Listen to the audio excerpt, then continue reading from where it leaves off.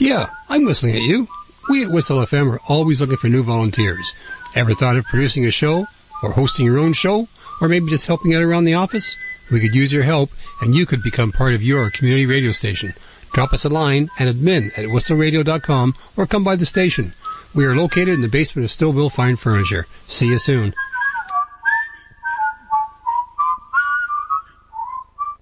When I came to Al-Anon, I wanted to straighten out my son's life. His drinking was tearing our family apart. I felt very frustrated. I knew I had to get help. In Al-Anon family groups, I learned that before I could help my son, I had to help myself first. For an Al-Anon family group meeting near you, call 1-888-4-AL-ANON, 1-888-425-2666. A message from Al-Anon family groups. Hi, this is Amy Grant. Sight-impaired children have a special place in my heart. I almost lost my eyesight in an accident several years ago, so I know firsthand what a precious, God-given gift our sight really is. That's why I'm happy to lend my voice in support of Christian Blind Mission International, a ministry that helps save the eyesight of over 1 million children each year. But CBMI needs your help to do even more, so please open your heart today. Please call us at 1-888-856-CBMI.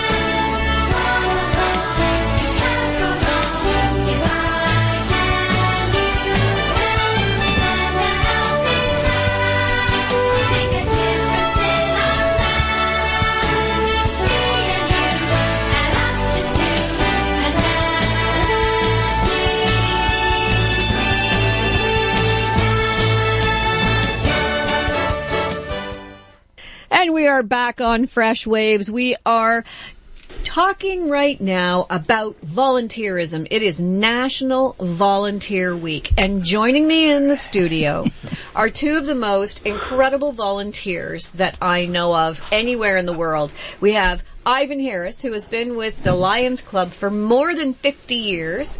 Wow. That says how old he is. Actually, he started when he was 3.5. And we have Diane Ward, and honestly, there isn't anyone I know who volunteers as much as you do, Diane. And it's such a pleasure to have you on the show, because I know how busy you are, and every time we can grab you for an hour here and an hour there, we always try to. Thank you, Brenda. Thank you. It's a treat to be here.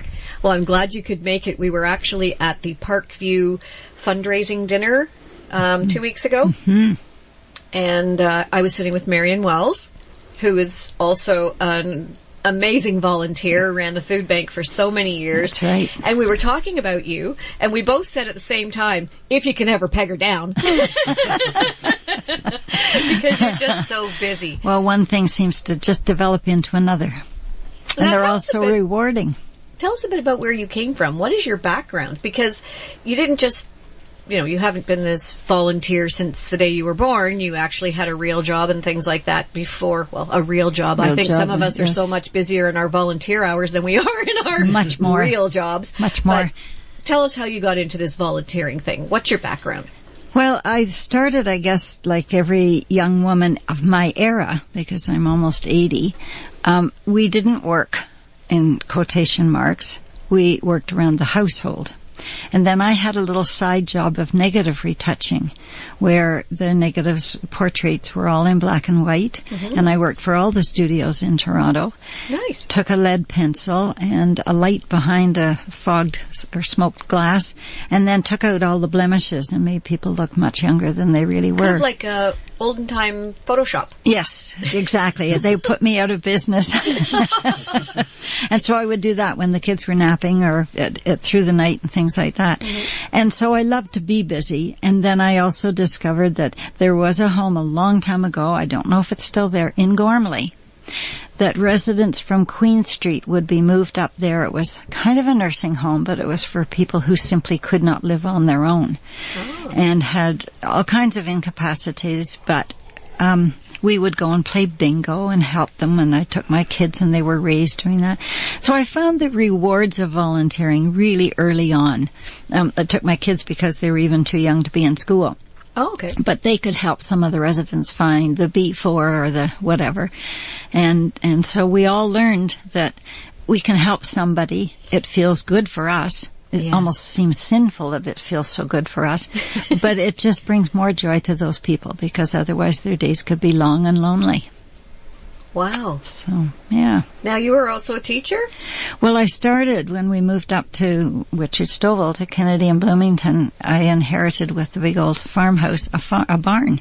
So I bought all kinds of animals and was loving it so much I started an outdoor education center. And then CBC did a program about what I was doing. And the Mennonite Church. Did you know Ivan then? No, I didn't. No, I don't he think was so. with CBC Well, back I've known then. Ivan about 100 years, so maybe I did. Yeah, at least.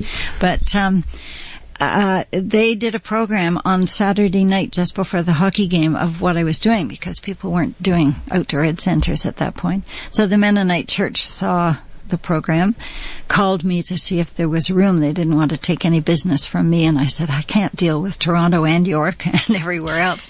So I helped them open their outdoor ed center, and then some gentlemen from Montreal contacted me, and they were moving to Markham, so we helped open Green Acres. So that was sort of my teaching. It was all mostly almost volunteer. Wow. But it was wonderful, again, to share and to teach kids to appreciate where their food comes from, why it costs what it does, and also to appreciate nature and to take care of it. You know, it's funny you say that. I've always been shocked when people brag to me about how little they spend on food. What a bargain they got on something, or the fact that they've got this jar of cherries that are preserved cherries, and they got them at the dollar store, and it only cost $1. And I think, just a second here, how can this make any sense? Cherry trees are tall, it's hard to get to them, so somebody has to go and get those cherries, then they have to bring them down and wash them and take them by a truck to another factory where they're going to put them now into jars. Which costs, the jar costs more than $1. And then you're going to put them in the syrup, then you're going to put them in a container, then the truck has got to drive them up to wherever it's going, or the boat, depending on where they come from. And now it's got to go into your supermarket where it's warehoused and then put on the shelves. And after all of that, you're paying $1. Something's wrong, and where is the wrong coming into this equation? And, you know, sometimes I've seen people start to think and go, yeah, you're right. How can this possibly cost $1? Wonder how old those cherries are. Wonder where the cherries came from. And I wonder what nice, safe, organic farm they came from.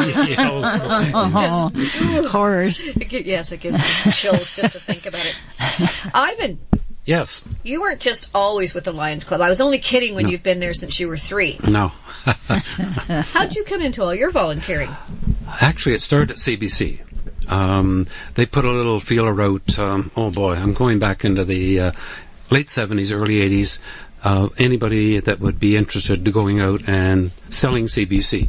Okay, this is to service clubs, to women's coffee groups, senior homes, and things of that nature. Anyway, I put my name in, and I went to the classes, and they pushed us through a little oral communication thing, and we got up in front of everybody and of our group, and we took turns talking, and they said, "You know what? This is going to work. Okay, now you're not going to get paid." I said, "Oh, okay." But he said, if you go during CBC work time, you'll be paid your regular fee wherever you are. And I thought, okay, that could work, except that most of my time, it was always a 7 or 8 o'clock thing at night. So I had to go there. And I got used to going to the different groups. I went to most of the museums in York County and talked about CBC, and I would take 20 or 30 artifacts with me and talk about them. And then afterwards, my wife said to me, "Who's paying for your gas?" "What gas?" and it's funny, after doing a year, I totaled it all up. It's actually quite expensive, driving to the different spots and everything, and it does come up. And I thought, but I had a good time. I enjoyed myself, and I seemed to be getting the point across. And of course, at the very end, I was selling CBC. And these were their artifacts, and this is the sort of thing that the CBC was mandated to do, and I was helping them do it, and so I felt good.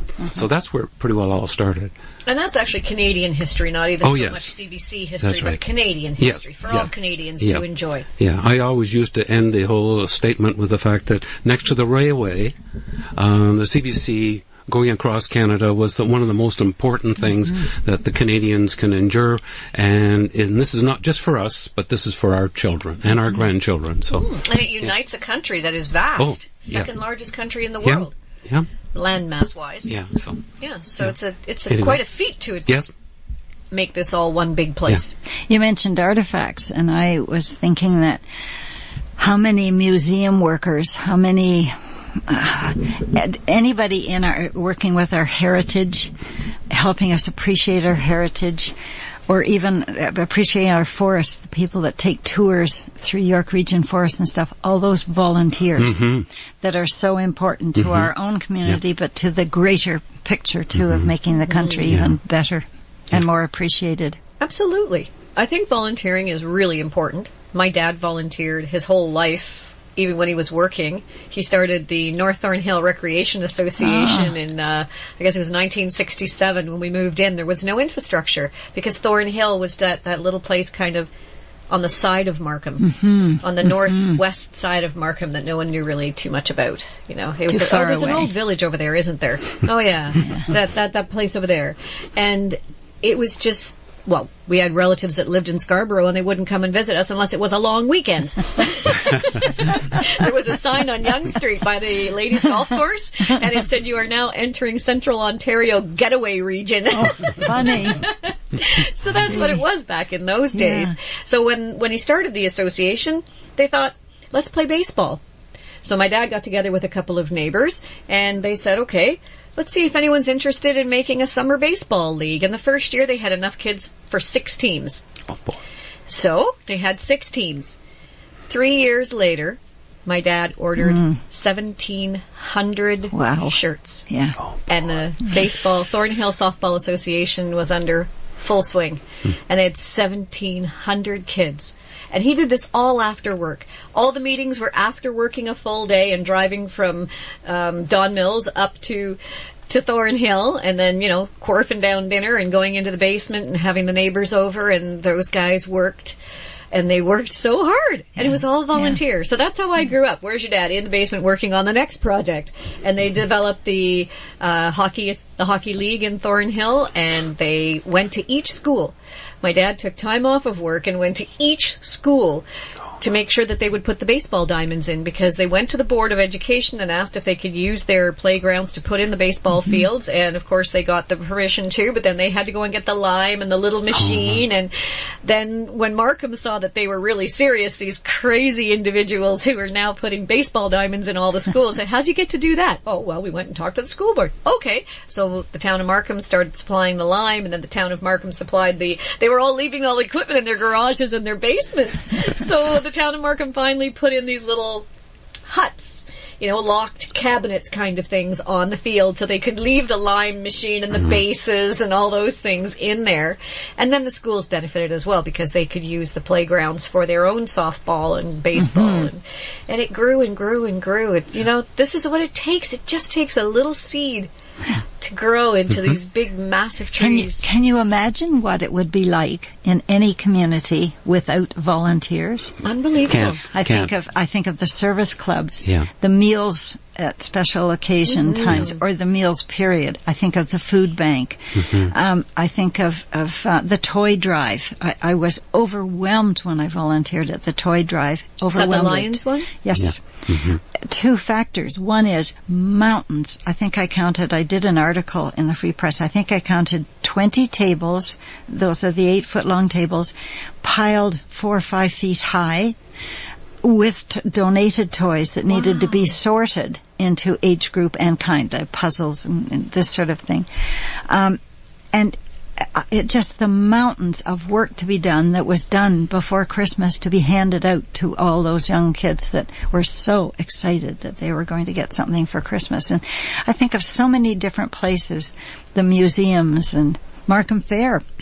We've got over 900 volunteers. Unbelievable amount of volunteers. Number of volunteers. We've got 72 committees. And you both volunteer at the Markham Fair too. Yeah. If I put a list on the wall of all the things that you volunteer for, I would run out of time on the show. Yeah, there'd be no walls left. Yeah, that's right. No. But again, it's fun. I got to know Ivan maybe because of the fair. I can't even remember because I've been around there for almost 40 years. But there has to be something that everyone is interested in because either you're interested in horses or pies or quilting or photography children's or art. Children's activities and things like that. The animals, there's something there. I liken it to the year I was president. My job was to go around and visit all of the fair. You had to make an appearance everywhere at every committee. And where I used to just spend most of my time on those committees where I was volunteering and working, I had no idea. I knew the fair was out there, but I didn't really spend a lot of time. It's like a giant quilt, and every little piece of the quilt is essential to make it work. But they're all doing what they love to do and offering their gifts. And just there's so many gifts that volunteers give the community. I can't imagine. What a nice analogy. The fair is like a giant quilt. It's just like a giant quilt, and it works because everybody works so well together. Yeah. The year my husband died, a little over 700 people came to the visitation and the funeral. Wow. And that's because we're a family. Even we don't know all of them, but we know an awful lot of them. And so that's through the Markham Fair. That's the Markham Fair. Wow. Simply, yes. So you must know Angie Sharp then. They're longtime volunteers of the fair. Her whole family. Her dad. Yeah. We loved her dad. Yeah. Yeah. Well, and that's the family that we create. And I think that's one of the big things about volunteering. Years ago, the World Health Organization posted the 3 essentials of life. And those 3 essentials were food, water, and shelter. And now they have added a 4th. Yeah. The 4th essential of life: food, water, shelter, and connection. And without the connection, your lifespan is actually shortened by as many as 7 years.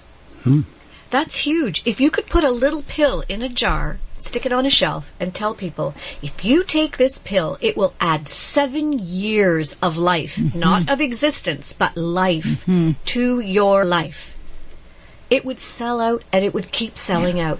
So what is the solution? It's the volunteering. It's the connection. It's creating a community.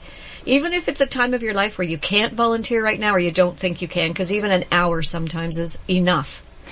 But you're creating a community where people can come with their kids to an event. Strawberry Festival. Look at the people who come. Oh, it's wonderful. Look at the people who come. Yeah. Even the fireworks display on the 1st. And all right, so it's great, but it's not great for my waistline. I love that barbecue, the Lions barbecue. Oh, it is so good. First time I went, it was because I had to do a broadcast, and I was like kind of grumbling. I wish I was at the cottage.